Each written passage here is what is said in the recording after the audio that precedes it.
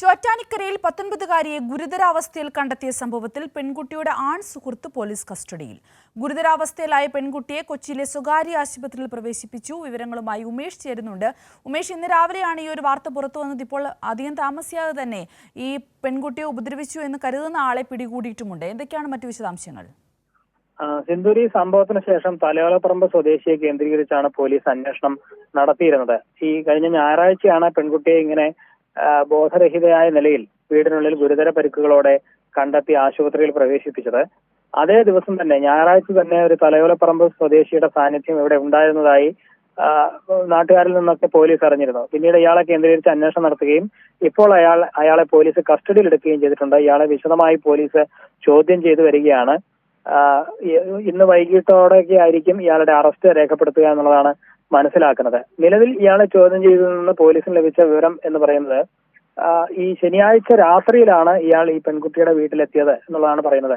ചോറ്റാനിക്കരയിൽ വീട്ടിലെത്തിയത്.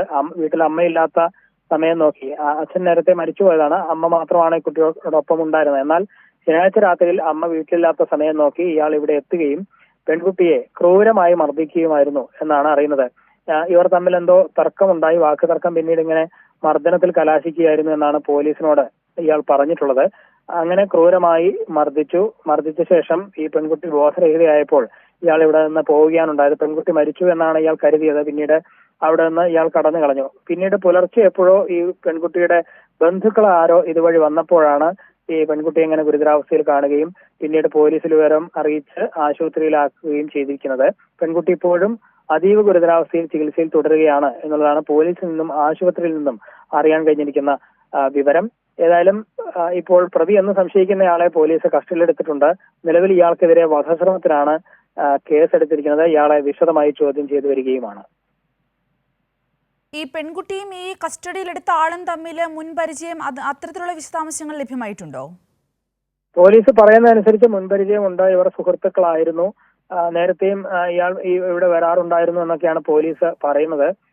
നിലവിൽ ഇയാളെ ചോദ്യം ചെയ്യാൻ മാത്രമേ പോലീസിന് കഴിഞ്ഞിട്ടുള്ളൂ. പെൺകുട്ടിയുടെ മൊഴി വളരെ പ്രധാനമാണ്. പക്ഷേ ഇപ്പോൾ പെൺകുട്ടിയോട് സംസാരിക്കാവുന്ന സാഹചര്യത്തിലല്ല, മൊഴിയെടുക്കാവുന്ന ഒരു സാഹചര്യത്തിലല്ല, അതീവ ഗുരുതരാവസ്ഥയിൽ തുടരുകയാണ്. അതുകൊണ്ട് പെൺകുട്ടിക്ക് പറയാനുള്ളത് എന്താണ്, അല്ലെങ്കിൽ പെൺകുട്ടിയുടെ ഒരു ഭാഗം എന്താണ് എന്നുള്ളത് ഇതുവരെയും അക്കാര്യത്തിലൊരു വ്യക്തതയില്ല. കാരണം ഈ പെൺകുട്ടിയുടെ കഴുത്തിൽ കുരുക്ക് മുറുക്കിയ നിലയിൽ ആയിരുന്നു. ഒപ്പം അതിന്റെ പാടുകളുണ്ട്. കയ്യിൽ മുറിവേറ്റ പാടുകളൊക്കെ ഉണ്ട്. ഇതൊക്കെ എങ്ങനെ ഉണ്ടായി? മുഴുവൻ ഇയാൾ മർദ്ദിച്ചതല്ല എന്ന തരത്തിലും ഇയാൾ പറയുന്നുമുണ്ട്. അപ്പോൾ അതിലൊക്കെ ഒരു പൊരുത്തക്കേടുണ്ട്.